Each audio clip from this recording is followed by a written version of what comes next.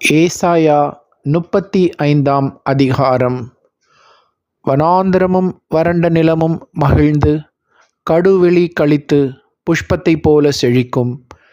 அது மிகுதியாய் செழித்து பூரித்து ஆனந்த களிப்புடன் பாடும்.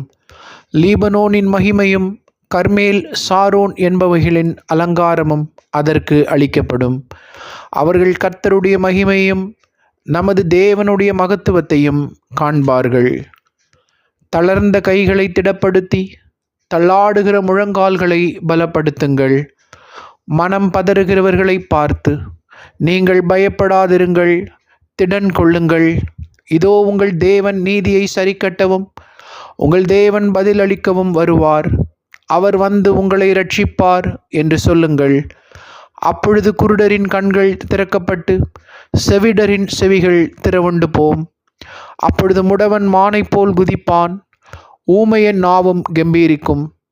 வனாந்தரத்தில் தண்ணீர்களும் கடுவெளியில் ஆறுகளும் பாய்ந்தோடும். வெட்டாந்தரை தண்ணீர் தடாகமும் வறண்ட நிலம் நீரூற்றுகளாகும்.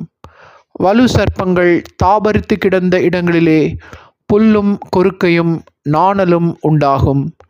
அங்கே பெரும் பாதையான வழியும் இருக்கும். அது பரிசுத்த வழி என்னப்படும்.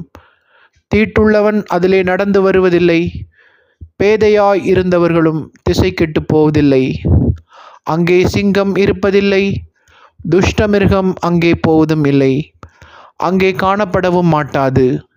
மீட்கப்பட்டவர்களே அதில் நடப்பார்கள்.